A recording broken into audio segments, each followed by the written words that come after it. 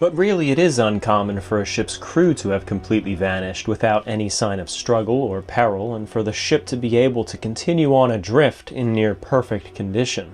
It's a story that's been told and retold countless times. Something strange happened in the open Atlantic, an event so unsettling that sailors still talk about it today. The Mary Celeste didn't just drift empty. It carried a hidden clue many people overlook, a clue that points to a deeper puzzle beneath the surface. This mystery has been twisted for years, but the real story leads in a direction few expect. What happened out there wasn't random, and one detail inside the ship hints at a turning point we're only now beginning to understand. The ghost ship found. In December 1872, something extraordinary was spotted in the North Atlantic near the Azores, a ship drifting aimlessly on the open sea, completely deserted. This ship was the Mary Celeste, a two-masted brigantine with sails still set and a hull riding surprisingly high in the water. At first glance, there was no sign of a violent storm or attack, no splintered wood, broken rigging, or fight-scattered gear. Yet, the entire crew was nowhere to be found, and the scene was silent and eerie. Aboard the nearby British cargo ship Dei Grazia, Captain David Morehouse decided it was too risky to ignore this strange sight, especially as the Mary Celeste wasn't responding to signals or showing any signs of life. His boarding party rowed over to what looked like a ship frozen in time. On deck, the wheel was unmanned, ropes were loosely in place but not tangled, and several sails fluttered with the wind, some intact, others torn, as if carelessly abandoned. Below decks, the situation only deepened the mystery. The cargo, more than 1,700 barrels of industrial alcohol, was remarkably undisturbed, stacked neatly and largely untouched. Supplies of food and fresh water remained plentiful, enough to sustain the crew for many weeks, yet no evidence showed that anyone had planned a hasty departure. Personal belongings like clothes, boots, pipes, and charts lay scattered but undisturbed in Captain Briggs's cabin. The crew's lifeboat was gone, however, absent from its usual mooring position with neat tackle left in its place. It looked as though it had been lowered deliberately, not ripped away by rough seas. The ship's compass had been moved, and some navigation tools were missing, possibly taken into the lifeboat, but no wreckage or debris suggestive of an accident or attack floated nearby. The surrounding sea was empty and calm, adding to the loneliness hanging over the ghost ship. Examining the logbook revealed the last recorded entry near Santa Maria Island about 10 days earlier, some 400 miles west of where the Mary Celeste was later found drifting. This meant the ship had managed to sail or drift on its own for days without a crew at the helm or a navigator updating the course. Weather logs indicated no violent storm or immediate threat on record before the log entries abruptly stopped. The men from Dei Grazia searched thoroughly, confident no crew was hiding or injured aboard. There were no bodies, no bloodstains, no signs of weapons, broken doors, or chaos typically linked to violent mutiny or piracy. Curiously, one of the ship's water pumps, the one meant to clear water from the hold, had been disassembled and was out of commission. This odd detail added another layer of complexity to the unfolding mystery. For Captain Morehouse and his men, the Mary Celeste was not a ghost story, but a puzzle. A seaworthy ship laden with valuable cargo, yet completely deserted in a busy shipping lane. Maritime law granted them potential salvage rights if they could bring the vessel safely to port, setting the stage for tension and suspicion. Sailing the empty Mary Celeste toward Gibraltar, the crew members who manned the ship reported a creeping unease. The quiet decks felt haunting without the usual bustle or voices of a living crew. Arriving in Gibraltar, the case was taken seriously by British authorities, with a formal Admiralty Court inquiry launched to investigate what had happened on the ill-fated vessel. The question that loomed over everyone was simple yet impossible. How could an entire ship's crew vanish without a trace, leaving their ship intact but dangerously adrift in the middle of the ocean? The story behind the ship's people is just as compelling as the ship itself. Real lives connected by fate and skill, all now lost at sea. Captain Briggs and crew. Benjamin Spooner. Briggs, the captain of the Mary Celeste, was a man deeply tied to the sea by both heritage and profession. Born into a long line of Massachusetts mariners, he was a seasoned Atlantic navigator of about 37 years old by 1872, renowned for his steady and dependable character. His reputation was solid, Those who sailed with him described a fair, calm, and meticulous leader. Not just an employee, Briggs had a personal financial stake in the Mary Celeste, having invested his own savings alongside the main ship owner, James Winchester. This partnership linked his livelihood and reputation to the ship's success, making any plan to abandon it unlikely. Moreover, Briggs was a devout Christian who abstained from alcohol, even though the ship's cargo was industrial alcohol, highlighting a disciplined and cautious personality. Briggs' wife, Sarah Elizabeth Briggs, was no stranger to the sea life either. Daughter of a minister and a capable woman versed in long ocean voyages, she had sailed with Benjamin before, including their honeymoon. On this fateful voyage, she traveled aboard the Mary Celeste with their 2-year-old daughter, Sophia, turning what might have been a routine cargo trip into a family journey. Left ashore was their 7-year-old son Arthur, sent to Massachusetts to continue his schooling, showing the family expected to return and resume normal life after the voyage. Sarah's final letter to her mother expressed hope and confidence in their journey, making any notion of a planned disappearance hard to accept. The crew was chosen with great care. First mate Albert G. Richardson, who was in his late 20s, was a well-versed sailor and had connections with both Briggs and the owners. The second mate, Andrew Gilling, who was in his mid-20s, was born in New York to Danish parents and contributed to the team's stable character. The steward and cook, Edward William Head, was an American of 20 years who had recently got married. The other 7 crew members were German seamen from the Frisian Islands of the North Sea, among them the Lorentzen brothers and others who were well known for their skills and peaceful disposition. They were married and owned land in their country, and none of them had been through anything that would suggest troublemaking or mutiny tendencies. Briggs wrote letters that highly praised the crew, and Sarah depicted them as silent but efficient, thus trustworthy. The ordinary nature of these men and women, whose actions were considered typical for the time, and so they were taking a commercial voyage, is in stark contrast to the bizarre scene that was discovered weeks later. It was not a band of dazed and confused people or criminals, but a group of skilled seamen and a pious family simply forgotten by history. The events surrounding the disappearance of the 10 people caused a major shift in the legends of the maritime world. The simultaneous vanishing of 10 souls led to a lot of theories and speculation, but no solid answers. Knowing who these people were adds a human factor to the mystery and turns from a horror myth to a tragic tale of common lives caught in uncommon circumstances. While the ship lay silent, the unanswered questions about the crew's fate echoed louder than any ghost story. Strange clues on board. Several bizarre details aboard the Mary Celeste deepened the mystery of its abandoned state. Perhaps most conspicuously, the ship's single lifeboat, the yawl, was missing from its davits, with all tackle neat and undisturbed. It appeared to have been lowered deliberately rather than swept away, raising the possibility that the crew abandoned ship willingly. The main compass had been disturbed, and several navigational instruments were absent, suggesting someone had taken these tools into the lifeboat. Yet, despite this, no wreckage or evidence of a lifeboat adrift was ever found nearby, nor were there reports of survivors from a missing rowboat in the area. This absence added to the puzzling silence surrounding the crew's fate. The sails told a subtle story. Some were fully set and still catching the wind, while others were loose and torn, hinting that the ship had been left unattended but not violently damaged. The rigging was neither orderly nor in complete disarray, a snapshot of a vessel waiting but unmanned. The hull held steady and rode high on the water,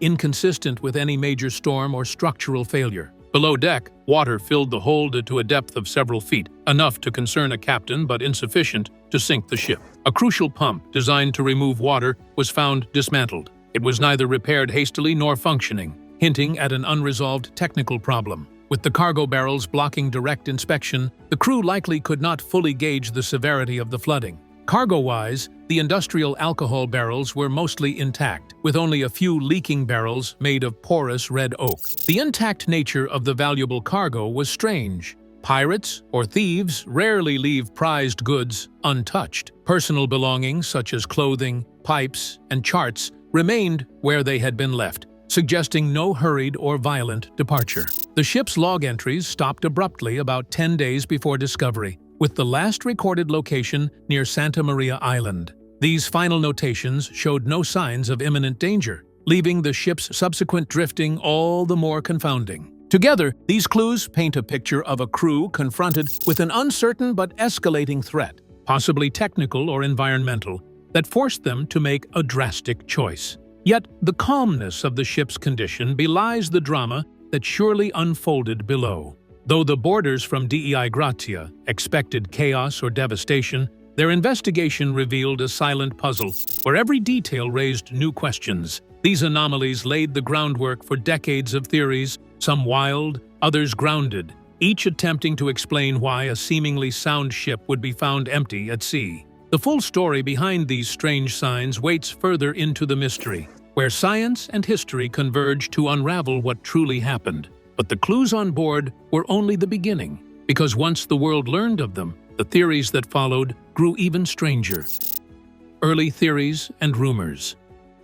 As news of the Mary Celeste's abandoned voyage spread, a whirlwind of speculation quickly took hold. The mystery captured the public imagination, and early theories ranged from piracy to mutiny, each trying to explain the sudden disappearance of 10 people from a seaworthy ship. Piracy seemed a straightforward guess. Bandits attack, seize valuables, and leave no witnesses. But the facts didn't support this. The cargo, clothing, and personal items remained untouched, and no signs of violence marred the ship's structure. Mutiny emerged as another favored explanation, especially since mutinies were not unheard of in maritime history. Some turned a suspicious eye toward the German sailors, particularly the Lorenzen brothers, suggesting they might have rebelled violently.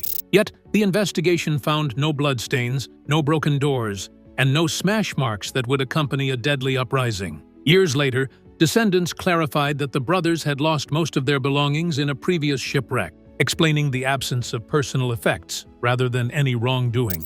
Money motives prompted still other rumors. Some claimed the main owner, James Winchester, had overinsured the ship and orchestrated its loss for ransom. Others suggested a collusion between Captain Briggs and the crew of the Dei Gratia to stage abandonment and split salvage rewards. However, the insurance values were routine, and no evidence of fraud ever emerged. Correspondence showed the captains were acquaintances at best, and the timing and speed of the two vessels made a secret rendezvous improbable. As the sensational headlines grew, so did more outlandish ideas. Writers imagined giant sea creatures pulling sailors from the deck, or freak weather like a waterspout, driving the crew into lifeboats. Supernatural explanations soon seeped in, with talk of curses, ghostly hauntings, and even theories of alien intervention.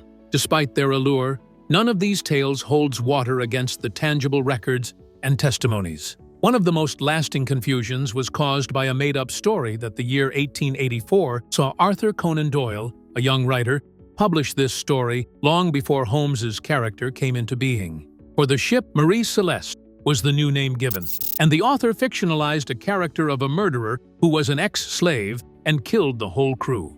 The vividness of the story, combined with the writer's brilliant first-person confession style, made many readers believe in the reality of the story, thus foiling the boundary between fact and fiction for many years. The fictional story, along with some other dramatizations, like a British film of the 1930s, which had Bela Lugosi playing the lead role, introduced Mary Celeste as a devilish and haunted ship. The above versions not only gave the saga further appeal, but also created a whole new narrative, wherein the characters were depicted as being immersed in a gothic thriller, rather than being mere mortals with actual lives and concerns. Radio plays, pulp fiction, and subsequently documentaries kept layering mystery over myth, thus obscuring the truth under the blanket of sensationalism. The courtroom events in Gibraltar only increased suspicion. Although Attorney General Frederick Solly Flood could not present any evidence of the crime, he still spoke publicly, doubting the official account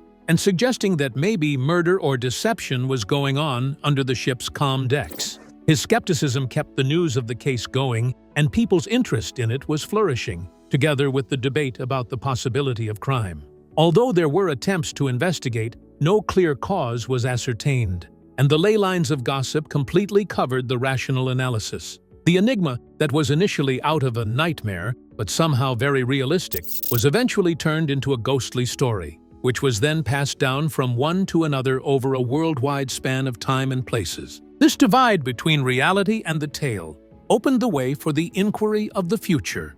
where the application of modern science and the meticulousness of research would gradually unravel the myth from the truth, and the searching for the truth beneath the cloud of stories would get underway. Sensational myths often obscure the quiet, heartbreaking truth behind real human tragedy. The legend versus reality. The legend of the Mary Celeste took a life far beyond the facts, fueled by fiction and wild speculation that overshadowed the true story of a vanished crew. Public imagination was captivated by tales of ghost ships, curses, and eerie vanishings, turning the Mary Celeste into an icon of maritime mystery and supernatural fright. But those dramatic narratives often left little room for the human reality behind the event. Countless books, films, and radio dramas depicted the ship as haunted, or its crew as doomed by madness or mutiny. Names were changed, timelines altered, and events exaggerated or invented outright. The very name of the ship was frequently misspelled as Mary Celeste, a confusion traceable to Conan Doyle's fictional story but repeated over generations as gospel truth. This romanticized fiction blurred public understanding, often portraying the missing crew as reckless, villainous, or victimized by malevolent forces.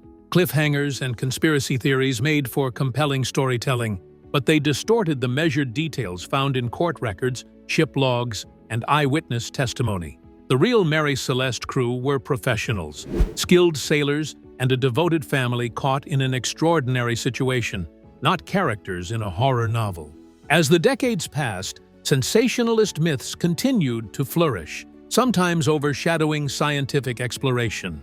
Tales of giant sea monsters dragging men from the ship, torrential waterspouts, terrifying the crew into lifeboats, or sinister supernatural forces persisted in popular culture despite a lack of evidence. These stories appealed because they were thrilling and mysterious, but they also led to misconceptions about maritime dangers and risk. Despite this, dedicated researchers and historians gradually pushed back against the fanciful accounts.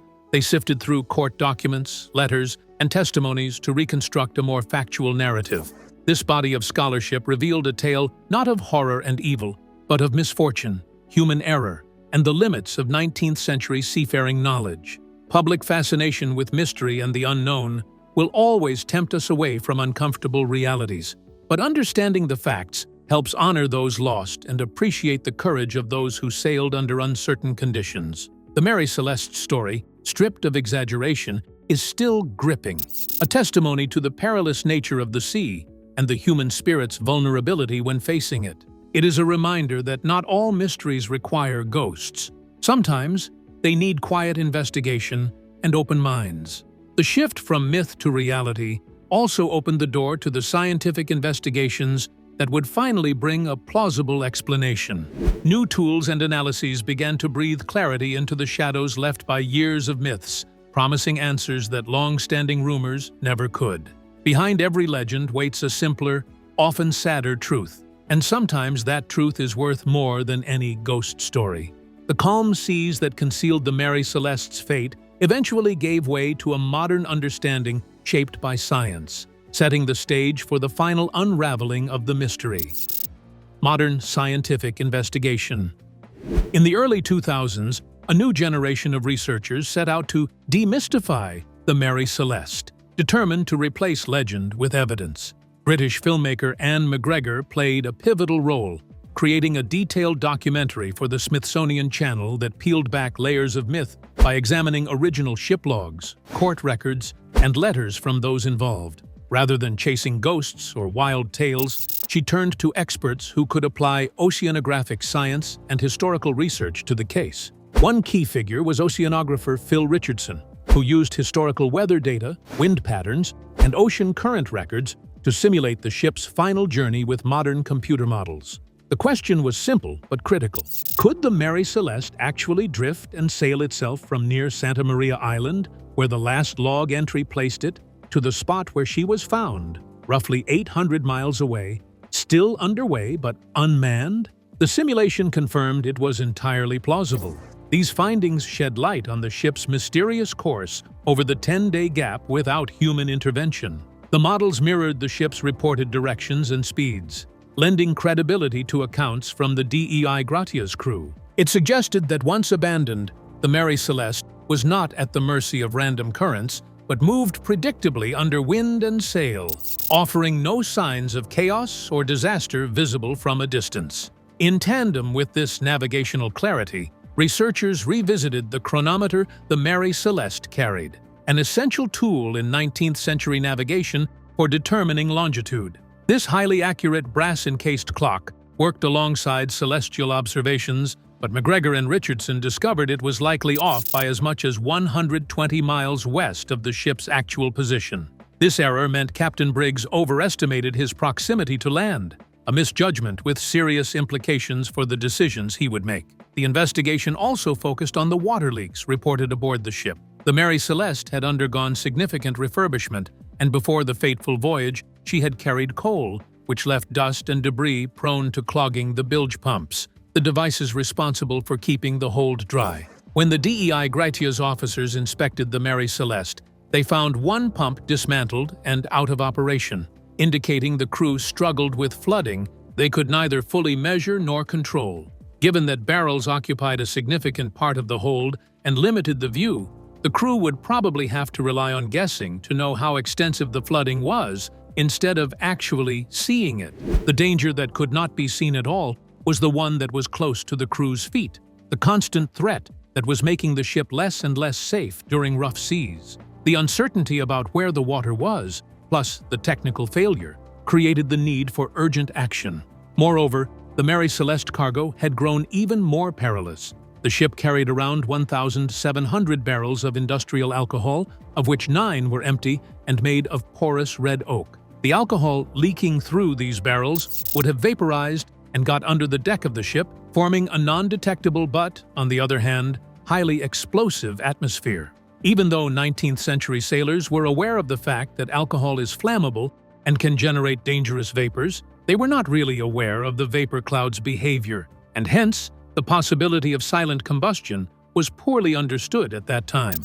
The lack of knowledge regarding this matter was of such importance that the researchers wanted to know if there was a fire in the hold that would be left without any traces of burning. Such a blast would explain the sudden panic and abandonment of the crew and the lack of visible signs of disaster later found on board. This scientific method marked a turning point, applying physics and chemistry to finally unravel the last moments of the Mary Celeste. The convergence of the historical records, ocean modeling, and scientific experimentation gave rise to the first realistic scenario to explain the Mary Celeste's weird silence, not as a case of supernatural abandonment, but as an outcome of fading, understandable problems. This break on the mystery led to an even more revealing discovery about an explosion that might have changed everything. The explosion hypothesis. In 2006, chemist Dr. Andrea Sella at University College London designed a scale model of the Mary Celeste's cargo hold to test the possibility of an alcohol vapor explosion. Instead of using dangerous real vapors, he substituted butane gas, which behaves similarly when mixed with air. Paper cartons stood in for the wooden barrels, sealed tightly inside the model to simulate the confined space of a ship's hold. Upon ignition, the model didn't produce a dramatic Hollywood fireball, but a powerful pressure blast. A sudden spike in air pressure followed by a roaring burst of flame shooting through the hatch. This invisible fist of force could damage the ship, shake structures, and startle anyone on board without causing prolonged fire or molten damage. Remarkably, the paper barrels remained intact, showing how an explosion could physically explode hatch covers or disrupt equipment, but leave almost no burn marks. This experiment demonstrated that an unseen blast of this nature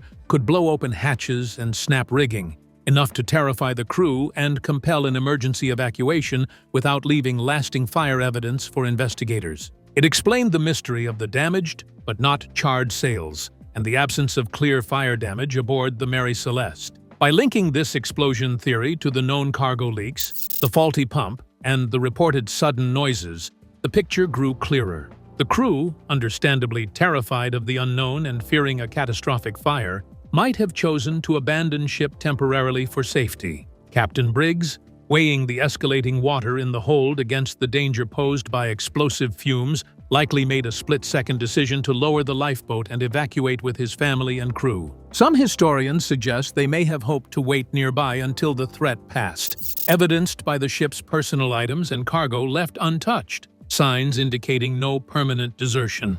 Tragically, the lifeboat and crew were separated as the Mary Celeste drifted away with partially set sails. Winds and currents outpaced the small boat, and the crew lost any chance of reboarding, exposed to the unforgiving North Atlantic in late November. The cold, spray, and exhaustion converged with no rescue or landfall, sealing their fate. The explosion hypothesis reconciles many baffling facts: sudden abandonment, intact cargo, lack of blood or signs of violence, minimal structural damage, and the mysterious disabling of the pump. It turns the myth of a ghost ship into a somber story of human error, risk, and misfortune. This scientific clarity reshaped the Mary Celeste's riddle from a paranormal mystery into a tragic example of the perils and uncertainties that defined maritime life in the 19th century. Behind the eeriness lies a human tale, one marked not by ghosts, but by the limits of knowledge, nature's power, and the courage of those lost to the sea. The final hours and aftermath.